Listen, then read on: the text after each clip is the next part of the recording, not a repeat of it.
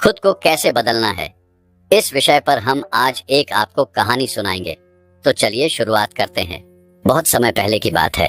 एक बहुत ही बुद्धिमान सन्यासी एक जंगल के पास अपनी कुटिया बनाकर रहा करता था। जो भी उनके पास अपनी समस्या लेकर आता, वह बहुत ही बुद्धिमानी से उसकी समस्या का समाधान निकाल देते। एक दिन वह वहीं पास के ही एक गांव में भिक्षाटन के लिए गए।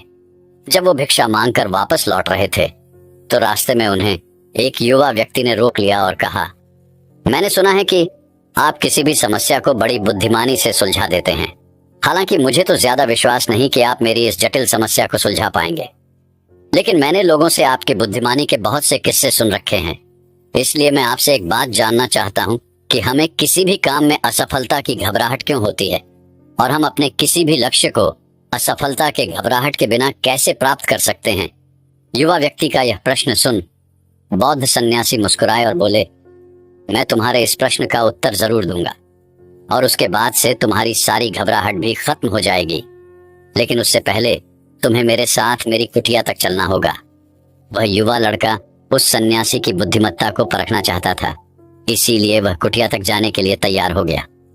इसके बाद वह बौद्ध सन्यासी उस लड़के को अपने जंगल के पास बनी कुटिया में लेकर आए, लेकिन तब तक शाम हो चुकी थी, इसीलिए वह भोजन करके सो गए। अगले दिन जब वह उठे, तो बुद्धिमान सन्यासी ने उस लड़के से कहा, चलो आज मैं तुम्हें जंगल की सैर करा के लाता हूं। और वह दोनों जंगल की तरफ निकल पड़े। कुछ देर बाद बुद्धिमान सन्यासी ने उस लड़के को एक गुफा दिखाई और कहा, चलो मैं तुम्हें उस गुफा की सैर कराता हूं। लड़के ने कहा, हाँ चलिए, मुझे भी जंगल की गुफा देखने की काफी दिनों से इच्छा थी। इसके बाद वे दोनों गुफा के अंदर चले गए। गुफा के अंदर काफी अंधेरा था, लेकिन थोड़ी देर बाद बौद्ध सन्यासी चुपके से गुफा से बाहर निकल आए और उस गुफा के द्वार को बाहर से बंद कर दिया। उस लड़के ने गुफा के भीतर से बहुत आवाज दी कि मुनिवर कहाँ हैं आप, कहाँ चले गए, मुझे जवाब क्यों नहीं दे रहे। लेकिन बहुत देर तक कोई जवाब न मिलने के बाद वह घबरा गया और घबराकर गुफा के द्वार की तरफ भागा। जैसे ही वह गुफा की प्रवेश द्वार पर पहुंचा, वह हैरान रह गया। यह क्या, यहाँ तो किसी ने गुफा के द्वार को बाहर से बंद कर दिया है। अब मैं बाहर कैसे निकलूंगा। अब वह अकेले अकेले उस अंधेरी गुफा में काफी भयभीत और परेशान हो गया। वह सोचने लगा कि कहीं उस सन्यासी ने उसे मारने की योजना तो नहीं बनाई थी। अब वह गुफा में इधर उधर घूमकर बाहर निकलने का रास्ता ढूंढने लगा। वह गुफा में काफी देर तक इधर उधर भटकता रहा, लेकिन उसे बाहर निकलने का कोई रास्ता नहीं मिला। अब उसे जोरों की प्यास और भूख भी लग रही थी, इसीलिए वह शांत होकर एक जगह बैठ गया। तभी उसे एक सुरंग से सूर्य की रोशनी आती हुई दिखाई दी, और उस रोशनी आने वाली सुरंग तक पहुंचना बहुत ही कठिन था, क्योंकि चारों तरफ बस अंधेरा ही अंधेरा था, और वह सुरंग भी काफी ऊंचाई पर थी। पर फिर भी वह तुरंत उठा और अपनी सारी भूख प्यास को भूलकर अपना सारा ध्यान उस गुफा से बाहर निकलने पर लगा दिया। काफी मेहनत और प्रयास करने के बाद वह उस सूर्य की रोशनी आने वाली सुरंग तक पहुंच गया, और कुछ दूर तक उस सुरंग में ही ऊपर चढ़ता गया। तभी अचानक उसे वह सन्यासी हाथ आगे बढ़ाता हुआ दिखाई दिया। वह लड़का झट से उस सन्यासी का हाथ पकड़कर बाहर आ गया, और बाहर निकलते ही उस सन्यासी को गुस्से से चिल्लाकर कहा, मुनिवर आप पागल हो गए हैं। आप मुझे अंधेरी गुफा में अकेले छोड़कर आ गए। आपको पता है मैं कितना भयभीत हो गया था और मुझे कितने जोरों की प्यास लगी है। उस सन्यासी ने मुस्कुराते हुए उसे पानी दिया और कहा, अब मेरी बातों को ध्यान से सुनना। तुम इस गुफा के बाहर सिर्फ 2 कारणों की वजह से निकल पाए, जिसने तुम्हें इस गुफा से बाहर निकलने के लिए मजबूर किया। पहला कारण, क्योंकि तुम्हें जोरों की प्यास और भूख लगी थी, और दूसरा कारण, तुम्हें वहां घुटन महसूस हो रही थी, क्योंकि तुम्हें मित्रों और परिवार वालों के साथ रहने की आदत पड़ चुकी है। अब मैं तुम्हें 2 मुख्य कारण बताता हूँ जिसकी वजह से तुम इस गुफा से बाहर निकल पाए। पहला कारण, क्योंकि तुम्हारे साथ वहां यह कहने के लिए लोग नहीं थे कि इतने अंधेरे में इतनी ऊंचाई पर तुम उस सुरंग तक कैसे पहुंच पाओगे, ये तो असंभव है। और दूसरा कारण, वहां यह कहने के लिए भी लोग नहीं थे कि चलो कोई दूसरा रास्ता देखते हैं, इससे भी आसान रास्ता मिल जाएगा और हम बहुत आसानी से इसको फिर से बाहर निकल जाएंगे। सफलता प्राप्त करने का नियम भी कुछ ऐसा ही है। ये तो मैंने तुम्हें सफलता कैसे प्राप्त करी, इसकी एक छोटी सी दुनिया बनाकर दिखाई है। और वास्तविक दुनिया इससे कहीं अधिक जटिल होती है। वहां हमें सलाह देने के लिए बहुत से फालतू लोग मिल जाते हैं जो खुद तो कुछ कर नहीं पाए, लेकिन हमें ज्ञान देंगे कि यह मत करो, यह बहुत कठिन है, ये तुमसे ना हो पाएगा, इससे अच्छा तो तुम वह काम कर लो, उसमें तुम्हें निश्चित रूप से सफलता मिल जाएगी। और ऐसे ही वह हमारे दिमाग को भटका कर चले जाते हैं और हमें खुद पर संदेह होने लगता है। सफलता ना मिलने का एक बड़ा कारण यह भी है कि सफलता प्राप्त करने की प्रक्रिया बहुत लंबी होती है, और यहाँ जब हमारा मन घंटों घंटों में बदल जाता है तो फिर लक्ष्य प्राप्ति के महीनों और सालों के प्रयास में ही हमारा मन क्यों नहीं बदलेगा। हमारा मन बदल ही जाता है और हम उस रास्ते को छोड़कर अलग अलग राष्ट्रीय अपनाने लगते हैं। गौतम बुद्ध अक्सर अपने शिष्यों से कहा करते थे कि परेशानियां हमें तभी दिखती हैं जब हमारा ध्यान हमारे लक्ष्य पर नहीं होता। और यह बात 100% सही है। जैसे जब एक तीरंदाज तीर मारने वाला होता है तो वह अपनी एक आंख को बंद कर लेता है और दूसरी आंख से सिर्फ लक्ष्य को देखता है, तब जाकर वह अपने लक्ष्य को भेद पाता है। ठीक इसी प्रकार हमें सफलता का डर तभी लगता है जब हमारा ध्यान अपने लक्ष्य पर न होकर रास्ते पर आने वाली कठिनाइयों पर होता है। तुम इस गुफा से बाहर इसीलिए निकल पाए क्योंकि तुम्हें गुफा के अंदर सुरंग से आने वाली रोशनी के अलावा और कुछ दिखाई नहीं पड़ रहा था। अगर उस गुफा के अंदर प्रकाश होता तो तुम वहां के बड़े बड़े गड्ढों और कीड़े मकोड़ों को देखकर डर जाते और वहीं भटकते रह जाते।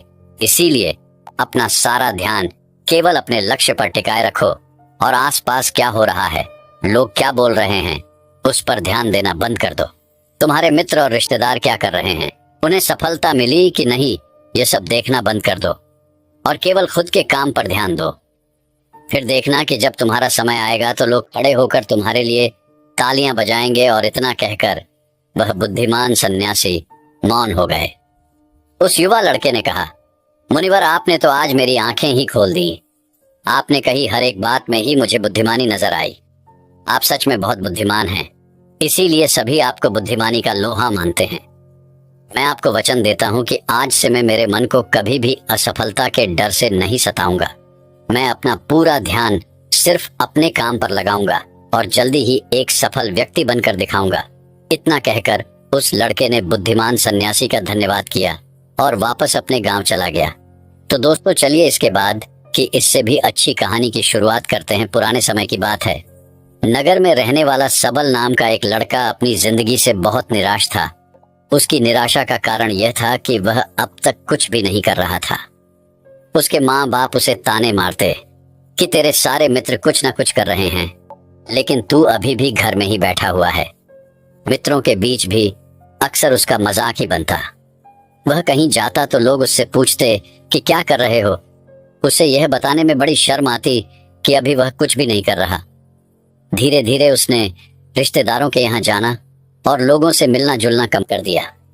वह ज्यादातर समय अपने घर में ही बैठा रहता। वह अकेले में रोता, भगवान को कोसता और अपनी किस्मत को दोष देता। अब उसे अपनी जिंदगी बोझ सी लगने लगी थी। कभी कभी वह सोचता कि जब वे कुछ करने के लायक ही नहीं हैं, तो फिर उसके जिंदा रहने का भी क्या फायदा, उसे तो मर जाना चाहिए। एक दिन वह अपने नगर की एक सड़क से गुजर रहा था। तभी उसने देखा कि एक गुरु दुख के ऊपर प्रवचन दे रहे। वह भी वहीं भीड़ में पीछे बैठ गया और गुरु के प्रवचन सुनने लगा। गुरु बोल रहे थे कि दुख एक गुरु की भांति होता है जो हमें जीवन की सच्चाई दिखाता है और हमें सही से जीवन जीने का तरीका सिखाता है। आप चाहें तो अपने दुख रूपी गुरु से जीवन जीना भी सीख सकते हैं और चाहें तो उस दुख में डूबकर बैठकर रो भी सकते हैं। सबल भी गुरु की यह सारी बातें ध्यान से सुन रहा था, लेकिन उसे गुरु की यह बातें सही नहीं लगी। उसने खड़े होकर कहा, दुख कुछ भी सीखा कर नहीं जाता, सिर्फ पीड़ा देकर जाता है। दुख की पीड़ा अनंत होती है। ऐसा लगता है इसके बाद कुछ भी नहीं होने वाला, कुछ भी नहीं मिलने वाला। मृत्यु भी उसके सामने छोटी लगने लगती है। गुरु ने कहा, आखिर क्या दुख है तुम्हें? सबल ने अपना सारा दुख गुरु के समक्ष कह सुनाया और पूछा, क्या आपके पास मेरे इस दुख का कोई समाधान है?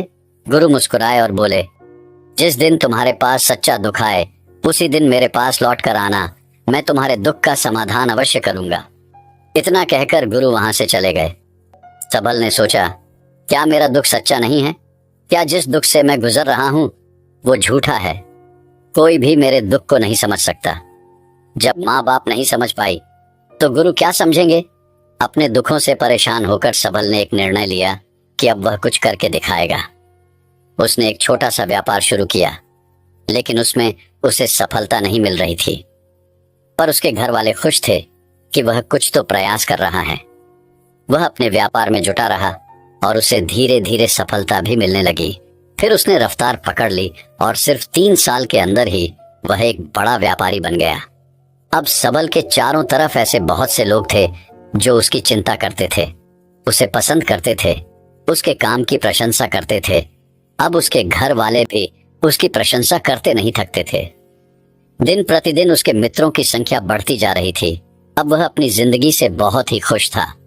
उसके कुछ मित्रों ने उसे सलाह दी कि जब तुम बड़े व्यापारी बनकर इतने खुश हो तो सोचो कि अगर तुम इस नगर के, इस राज्य के सबसे बड़े व्यापारी बन जाओ तो तुम्हारे पास कितना सुख होगा, कितने लोग तुमसे जुड़ना चाहेंगे, तुम्हारा कितना नाम फैलेगा।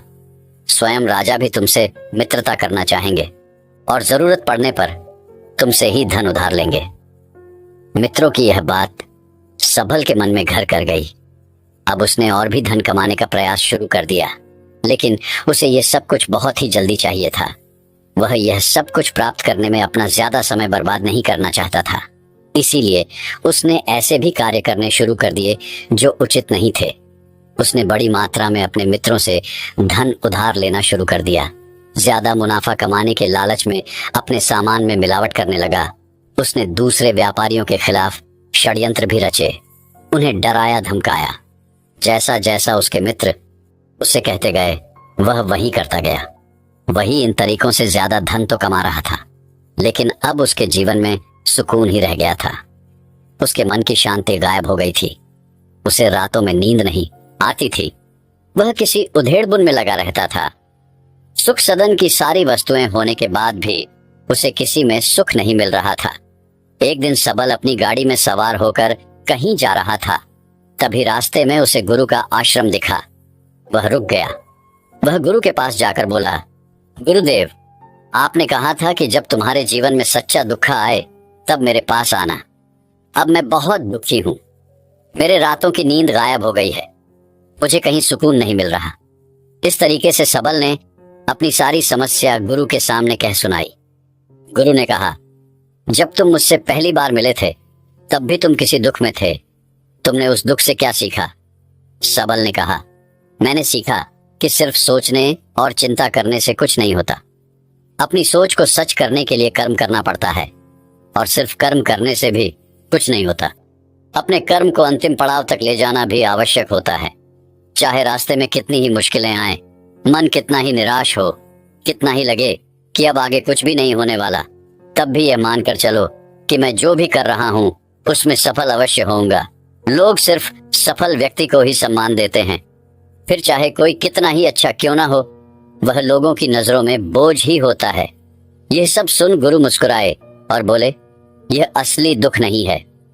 जब तुम्हारे जीवन में असली दुख आए तब मेरे पास आना, मैं उसका समाधान अवश्य करूंगा। सबल ने जाते समय गुरु को सोने के सिक्कों से भरा एक घड़ा भेंट किया।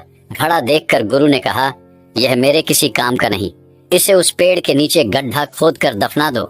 सबल ने गुरु के कहे अनुसार घड़े को पेड़ के नीचे दफना दिया और वहां से चला गया। कुछ दिनों तक तो व्यापार अच्छी तरक्की कर रहा था, लेकिन गलत व्यापार की वजह से ही धीरे धीरे उस व्यापार में घाटा होने लगा। उसकी सारी धन संपदा धीरे धीरे खत्म होने लगी और एक दिन ऐसा आया जब उसके पास कुछ भी नहीं बचा और वह कर्जे से भर चुका था। लेकिन वह निश्चिंत था क्योंकि उसने सारा कर्ज अपने मित्रों से ही लिया था। वह सोचता था कि उसके मित्र बुरे समय में उसका साथ देंगे, लेकिन ऐसा कुछ भी नहीं हुआ। बुरा समय आते ही मित्रों ने ही सबसे पहले अपना उधार मांगना शुरू किया और उधार वापस न करने पर जान से मारने की धमकी भी दी। उसके शुभ चिंतक, उसे चाहने वाले सब उससे दूर हो गए। उसके वो मित्र जो उसके साथ मौज मस्ती किया करते थे, अब उससे दूर भागने लगे। उसके परिवार वाले उसे उसकी गलतियां और कमियां गिनाने लगे। उसकी सारी संपत्ति नीलाम हो गई और उसके पास कुछ भी नहीं बचा। उसने अपने पिता से सहायता मांगी तो पिता ने कहा, मेरे पास यह थोड़ी सी ही संपत्ति है, अगर मैं यह भी तुम्हें दे दूंगा तो तुम्हारी माँ को कहाँ रखूंगा? यह संपत्ति ही हमारा आखिरी सहारा है। सबल के भीतर बहुत गहरा दुख था। उसके आसपास ऐसा कोई भी नहीं था जो उसके दुख को समझ सके, उसे संभाल सके। लोगों से मिले इस धोखे और विश्वासघात की वजह से ही वह अंदर तक टूट गया। उसे लगने लगा, अब जीने का क्या मतलब? अब तो मृत्यु ही एकमात्र सहारा है। वह आत्महत्या करने एक पहाड़ी की तरफ जा रहा था कि तभी उसे याद आया, गुरु ने कहा था, जब तुम्हारे जीवन में असली दुख आए तब मेरे पास आना। सबल गुरु के पास गया और अपना सारा दुख कह सुनाया। वह आंखों में आंसू भरकर बोला, मेरे इस दुख का समाधान कीजिए गुरुदेव। गुरु ने कहा, जब तुम्हारे जीवन में असली दुख आए तब मेरे पास आना, मैं उसका समाधान अवश्य करूंगा। सबल ने कहा, अभी जो मेरे जीवन में घट रहा है वह दुख नहीं है। आखिर असली दुख होता क्या है गुरुदेव? गुरु ने कहा, सबसे पहले तुम यह बताओ कि तुमने अपने इस दुख से क्या सीखा? सबल ने कहा, मैंने सीखा कि जो लोग हमारी सफलता, हमारी तरक्की की वजह से हमारे जीवन में आए हैं वह हमें धोखा अवश्य देंगे, क्योंकि वह बुरे समय में हमारे साथ खड़े नहीं होंगे। वह केवल अच्छे समय में हमारा फायदा उठाएंगे और बुरे समय में छोड़कर चले जाएंगे। भरोसा केवल उन्हीं लोगों पर करना चाहिए जो हमारे बुरे समय में, असफलता के समय में हमारे साथ खड़े रहते हैं। लेकिन ऐसे लोग बहुत ही कम होते हैं, पर जिसके पास होते हैं उन्हें उनकी कद्र करनी चाहिए, उनका अपमान नहीं करना चाहिए। मैंने यह भी सीखा कि कभी किसी के खिलाफ षड्यंत्र नहीं करना चाहिए। ईमानदारी और धैर्य के साथ अपना काम करना चाहिए और कभी लालच नहीं करनी चाहिए। अपना सारा दुख और अनुभव बताने के बाद सबल आंखों में आंसू भरकर गुरु के सामने बैठा रहा। थोड़ी देर बाद गुरु उठे और उस पेड़ के नीचे गड्ढा खोदकर वह घड़ा बाहर निकाला जो सोने के सिक्कों से भरा हुआ था और उस सबल को दे दिया और कहा, जब तुम्हारे जीवन में असली दुख आए तब मेरे पास आना। सबल ने गुरु को धन्यवाद दिया और उन्हें प्रणाम कर वहां से चला गया। उसने उस घड़े से एक छोटा व्यापार शुरू किया और वह एक छोटा व्यापारी बनकर भी खुश था। उसने पूरी लगन और ईमानदारी से व्यापार किया। देखते ही देखते वह अपने नगर का फिर एक बड़ा व्यापारी बन गया। उसका जीवन खुशियों और सुविधाओं से भर गया। लेकिन कोई कितना भी अच्छा हो, कितना भी अच्छा काम करे, दान करे, लोगों की मदद करे, लेकिन जीवन में दुख तो आता ही है। तो सबल के जीवन में भी दुख आया। उसके माता पिता एक ही दिन में मृत्यु को प्राप्त हो गए। सबल अपने माता पिता से बहुत प्रेम करता था, इसलिए उसे उनकी मृत्यु से बहुत गहरा आघात पहुंचा। वह उन दोनों के पार्थिव शरीर को शमशान घाट ले गया जहां उनकी अंतिम क्रिया की गई। वहां उसने अपने माता पिता के शरीर को जलते हुए देखा तो उसका मन बेचैन हो गया। उसके अंदर बहुत से प्रश्न उठने लगे। वह घर वापस आया तो उसने अपने माता पिता के घर और संपत्ति को देखा जिसके लिए उसके पिता हमेशा लड़ते रहते थे। आज वो लावारिस पड़ी है। आज उसकी देखरेख करने वाली, उसके लिए लड़ने वाली इस दुनिया से ही चले गए। उसके पिता ने जो भी कमाया था, जो भी बनाया था, वह सब यही रह गया था। एक दिन पहले तक किसी से भी अपनी संपत्ति के लिए लड़ जाने वाले उसके पिता आज खुद इस दुनिया से अलविदा हो गए थे। उसका मन इसी तरह के अनेक विचारों के बवंडर में फंसा हुआ था। उसे अंदर से अकेलापन और डर महसूस हो रहा था। उसे कुछ खालीपन सा महसूस हो रहा था। उसे लग रहा था कुछ तो है जिसे वो समझ नहीं पा रहा। इसीलिए वो गुरु के पास गया। उसे देखते ही गुरु ने कहा, क्या जीवन में कोई दुख है? सबल ने कहा, वैसे तो जीवन में कोई दुख नहीं है गुरुदेव, सब सुख है, सब अच्छा चल रहा है। लेकिन आज मेरे माता पिता की मृत्यु हो गई। इस घटना से मेरा मन बहुत दुखी और बेचैन है। गुरु ने कहा, इसमें दुखी होने वाली कौन सी बात है? एक दिन तो सभी के प्रियजनों को मरना ही है। हमेशा जीवित न तो कोई रहा है और न ही कोई रहेगा। एक दिन तो तुम्हें भी मरना ही है। हो सकता है कल ही मर जाओ या आज भी मर सकते हो। सबल ने कहा, यह आप क्या कह रहे हैं गुरुदेव कि मैं भी मर जाऊंगा? पर मैं तो अभी जवान हूं। गुरु ने कहा, इस भ्रम में तो सभी जी रहे हैं कि मृत्यु दूसरों को आती है, बूढ़ों को आती है, लेकिन बूढ़ों के सामने ही जवान मर जाते हैं, बच्चे मर जाते हैं। मृत्यु का किसी की उम्र से कोई संबंध नहीं, यह तो सबको अपना शिकार बना लेती है। गुरु की यह बातें सबल के मन में घर कर गई और वह चुपचाप वहां से चला गया। लेकिन उसका मन अभी बेचैन था, अब भी अशांत था। वह कुछ खालीपन सा महसूस कर रहा था। वह पूरे दिन अपने बारे में ही सोचता रहता कि वह कौन है, इस दुनिया में क्यों आया है। क्या सिर्फ चीजों का प्रयोग करना और मरना ही जीवन का लक्ष्य है? ऐसे ही बहुत से प्रश्न उसके मन में लगातार उठ रहे थे, लेकिन उसे अपने किसी भी प्रश्न का उत्तर नहीं मिल पा रहा था और उसका दुख दिन प्रतिदिन बढ़ता जा रहा था। इसीलिए कुछ दिनों बाद वह फिर गुरु के पास पहुंचा और बोला, गुरुदेव, मैं बहुत दुखी हूं क्योंकि मैं यह नहीं जान पा रहा कि मैं कौन हूं और इस दुनिया में क्यों आया हूं। यह सुन गुरु मुस्कुराए और बोले, आज पहली बार तुम्हारे जीवन में सच्चा दुख पैदा हुआ है। वास्तव में यही है जो दुख कहलाने के लायक है, कि हमें पता नहीं कि हम कौन हैं, क्यों आए हैं, क्या करना है, कैसे करना है। सबल ने कहा, गुरुदेव, मेरे इस दुख का समाधान कीजिए। गुरु ने कहा, हम सभी इंसान जीवन भर क्या इकट्ठा करते रहते हैं? सबल ने कहा, हम सभी इंसान जीवन भर धन, संपत्ति, मान सम्मान, परिवार, मित्र, पद प्रतिष्ठा इत्यादि इकट्ठा करते रहते हैं। गुरु ने कहा, क्या इन इकट्ठा की हुई सभी चीजों में से एक भी चीज हम अपने साथ ले जा सकते हैं? सबल ने कहा, नहीं गुरुदेव, इनमें से कुछ भी साथ नहीं जाता। मेरे माता पिता के साथ भी कुछ नहीं गया, सब तो यही छूट गया, घर, परिवार, संपत्ति, सब कुछ। गुरु ने कहा, अब मेरी बातों को ध्यान से सुनना। इस दुनिया में हमें जो इकट्ठा करना चाहिए वो तो हम कभी इकट्ठा करते ही नहीं। चीजें हमारे सामने ही होती हैं, लेकिन हम उन्हें देखने का प्रयास ही नहीं करते। इस दुनिया में हमें जिस चीज को इकट्ठा करना है वह हम खुद हैं। हमें खुद को ही इकट्ठा करना है ताकि जब मृत्यु हो तो हम एक हो सके और स्वयं को पहचान सके। हम भीतर से बटे हुए हैं, प्रेम में, नफरत में, क्रोध में, जलन में, क्रूरता में, धन में, संपत्ति में, पद में, प्रतिष्ठा में, मान में, पहचान में, धर्म में, जाति में। ऐसे ही सैकड़ों हजारों चीजों और वासनाओं में हम बटे हुए हैं। हम टुकड़ों में जीवन जी रहे हैं। इस बंटवारे की वजह से हमारी चेतना कभी एक नहीं हो पाती। हमारी चेतना शक्ति बिखर गई है, इसलिए हमारे पास इतना भी समय नहीं है, इतनी भी ऊर्जा नहीं है कि हम मुड़कर एक बार अपने भीतर देख सकें। वास्तव में जिस धन की कमी, सुविधाओं की कमी, मान सम्मान की कमी को लोग दुख समझते हैं और जीवन भर उसे दुख दुख बोलकर रोते रहते हैं और उनका समाधान खोजने का प्रयास करते रहते हैं, उन्हें उसका समाधान कभी मिलेगा ही नहीं। क्योंकि जिन्हें लोग दुख कहते हैं वो असली दुख है ही नहीं। वो तो सिर्फ इंसान की चाहत है, उसकी इच्छा है, जिसकी पूर्ति कभी नहीं की जा सकती। इसीलिए यहाँ व्यक्ति को ऐसे दुखों का कभी समाधान मिला ही नहीं। इसीलिए इन सब के ऊपर अगर अपने दुखों का परम समाधान चाहिए तो सबसे पहले अपने आप को इकट्ठा करो। अपनी ऊर्जा को इस संसार से वापस खींचो और एकत्रित करो। अपने ऊपर ध्यान दो, खुद पर ध्यान लगाओ। मृत्यु से पहले ही अपने आप को पहचान लो, ऐसे ही बिखरे हुए मत चलो। सबल ने कहा, तो क्या गुरुदेव, हमें ये संसार छोड़ देना चाहिए? अपनी सभी इच्छाओं को मार देना चाहिए? किसी से प्रेम नहीं करना चाहिए? धन संपत्ति नहीं इकट्ठा करनी चाहिए?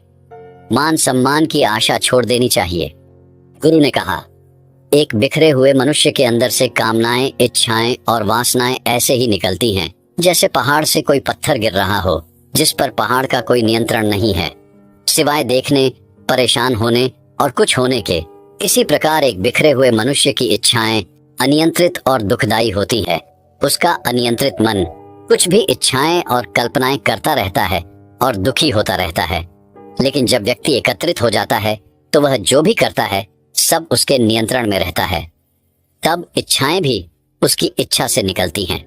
सबल ने कहा, गुरुदेव, आपने मेरे सच्चे दुख का समाधान कर दिया। आपका बहुत बहुत धन्यवाद। आज से मैं खुद को एकत्रित करने का प्रयास करूंगा। गुरु ने कहा, मानो शरीर में बहुत ऊर्जा है, बहुत शक्ति है और यह बेकार के कामों में भटक रह गई है, पृथ्वी की चीजों में लगी रहती है।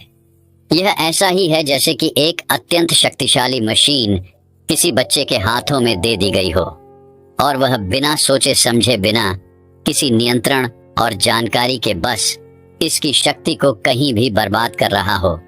इसीलिए अपने चेतना की शक्ति पर ध्यान दो और इसे एकत्रित करो। सबल को अपने प्रश्नों का उत्तर मिल चुका था। उसने गुरु का धन्यवाद किया और चुपचाप वहां से चला गया। दोस्तों, मैं उम्मीद करता हूँ कि यह कहानी सुनने से आपके जीवन में अच्छे बदलाव आए होंगे। आपको इस वीडियो से क्या सीखने मिला, ये कमेंट करके जरूर बताएं और अपने परिवार, दोस्तों या आपके करीबी इंसान के साथ ये कहानी शेयर करके उन्हें भी इस ज्ञान से परिचित करवाएं। बाकी अगर आपको ये वीडियो दिल से अच्छी लगी हो तभी इस वीडियो को लाइक कर देना, और आपने अब तक इस चैनल को सब्सक्राइब न किया हो तो चैनल को सब्सक्राइब भी जरूर कर देना। आपका हर दिन शुभ हो और खुशियों से आपका जीवन भरा रहे। धन्यवाद।